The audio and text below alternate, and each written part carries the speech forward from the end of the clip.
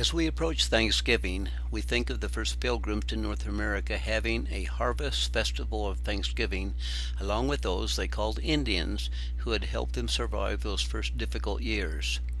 I'm Cordell Anderson, Executive Director of the Guatemalan Foundation, previously the Foundation for Indian Development, wishing all a wonderful celebration of Thanksgiving for our abundant blessings in this great nation.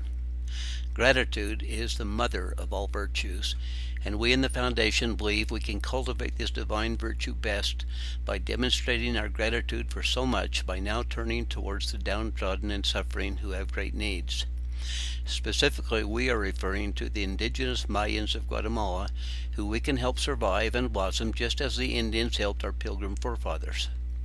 Giving them the significant life-saving aid they need will make possible in the future them joining us in celebrations of Thanksgiving.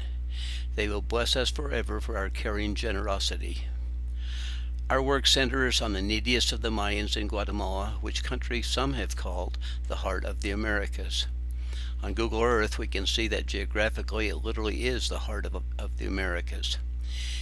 We got started working there over 50 years ago when Cuban-style communism was on the march and on the verge of taking over Guatemala in what ended up being a 30-year-long guerrilla war.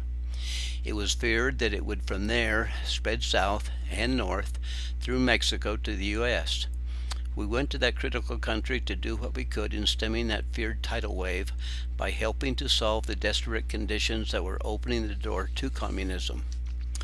We went to work solving one by one their desperate life and death problems, and it was among what was considered the poorest group of indigenous people in Guatemala, the Maya Pocumchi in the municipality of Santa Cruz Verapaz, and in the central highland town of Patzicia with the Maya Cachiquel, where there was a violent history of conflict between the rich and the masses of poor.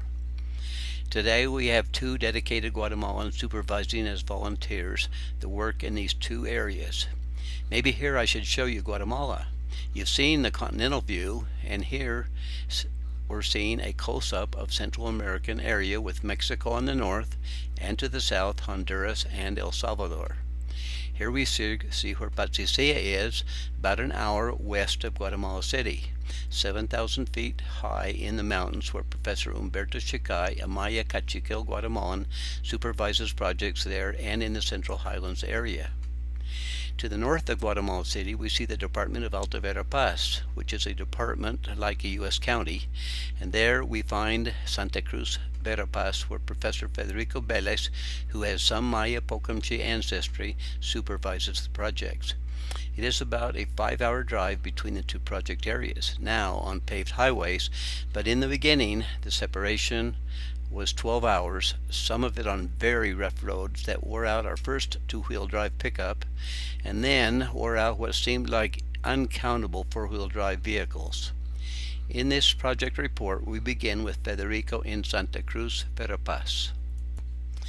Federico is responsible for a very large, rough, mountainous area, and here you see him going out into one of the 18 villages of Santa Cruz Verapaz, where other institutions just don't get. But he was going out to the Chichahau village area, where he had heard that a very, very poor woman had hepatitis. So he found Matilde Calmo in her very, very poor home, and being taken care of only by a young son who was very, very discouraged and didn't quite know what to do, but Federico got, with foundation help, medicines for her and made several trips out there, and does periodically to see that she is making some progress. Then he went on to the Isla village to visit Andres Mashcal, who we helped a year or 2 ago with a sewing machine, but his legs have become infected, and they couldn't treat him in the Alta Verapaz area, and so we financed so far 2 trips on bus to Guatemala City, where he was given special treatments, and he is improving, and we hope that soon he'll be able to use his sewing machine again to support his own family.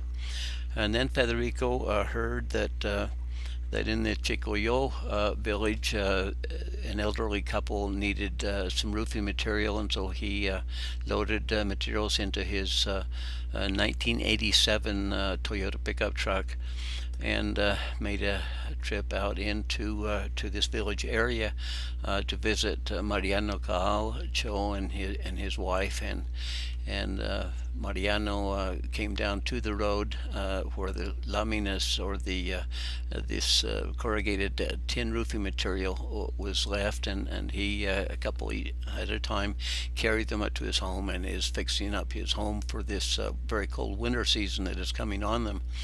And then he did the same for Alicia Gualib in the Chilocom village. A very, very good woman, but she's a widow. She's alone. She provides the support for the family. The oldest daughter also works some, and the next daughter takes care of the little children at home. And they needed some help to improve their home for this winter season too.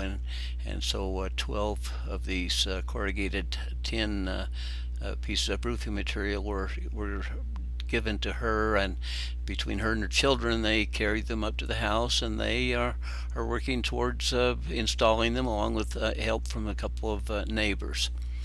Another task during the month was to give emergency help to Jose, or Santiago Caal, who was hit on the highway. It was a hit and run accident, and Federico was just advised that there was this body out along the highway, and so he went out and picked him up and rushed him to the hospital, where he is receiving treatment. But the hospitals in Guatemala, in these poor areas especially, you can see the conditions in the hospital. They do not provide expensive medications like antibiotics, and so we have been providing antibiotics and vaccines for him, a tetanus vaccine, and so he is improving. Then sadly we had to help in the burial of the 2-year-old daughter of Jose Batz from the Zapote village. Zapote is one of the villages that's extremely isolated. It takes about 3 hours to get to it, but we helped in the burial of this little child. And I have to say that every time I get the report that we've had to help bury another child, I think that I've just got to get back down there. I've got to help Federico. He can't do it all by himself, and so I hope that that in a year or two, as soon as my last children become independent, I can get back to Guatemala, and with help and support from the foundation to help Federico in this great task he has in his area. We have continued to help little Norma, who has a tumor on her backside. She was in a clinic in Santa Cruz 24 hours a day for a time until she got healthier, and now she's been taken into the clinic twice a week for treatments. And to make sure she keeps healthy, and they're waiting word from Guatemala City when the time is right for her to be taken down there to be operated on, and the health department has promised to have a nurse to go with her. And so that's sort of the way it is going in Santa Cruz Verapaz. Then over in Patzicia, in a recent a newsletter, we reported the foundation school there had ended a successful year. They had a lot of wonderful activities during the year, which they paid for themselves, like the Mother's Day celebration, and then in mid-October graduation. And here you see the Ministry of Education's departmental supervisor coming in with the graduates from our preschool. And then you see here the graduates from the 6th grade waiting to go up and get their diplomas. The presiding official at the graduation was this supervisor from the Ministry of Education. And then out at the Ariel and Ines Anderson Chuluk School, a village about 5 miles away, very, very poor area.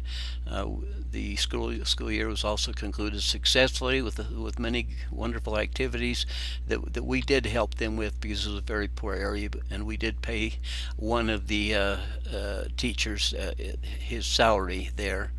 But we concluded this school year well. We were able to comply with all this government regulations, paying them their wages, and their indemnization, their 2 weeks vacation pay, all things required by law. And we only have lacking the Christmas bonus, and so we need about $3,000 to finish the school year and then get ready for 2012. And so we hope that everybody will keep us in mind, especially at this Thanksgiving and soon to be Christmas time, and help the foundation end this year with great success, and then begin another year with all these projects that we have. So please help us. We are in many of these areas reaching people that governments, churches, and other charitable institutions just don't reach. They don't go into these areas, but we do, and so we need your help to be able to do this. You can donate easily online by going to the Guatemalan Foundation website, www.guatemalanfoundation.org, or send your donations to the Guatemalan Foundation, Post Office Box 50, Springville, Utah, zip code 84663. So this is what we do. Please help us do more, and have a very, very happy Thanksgiving.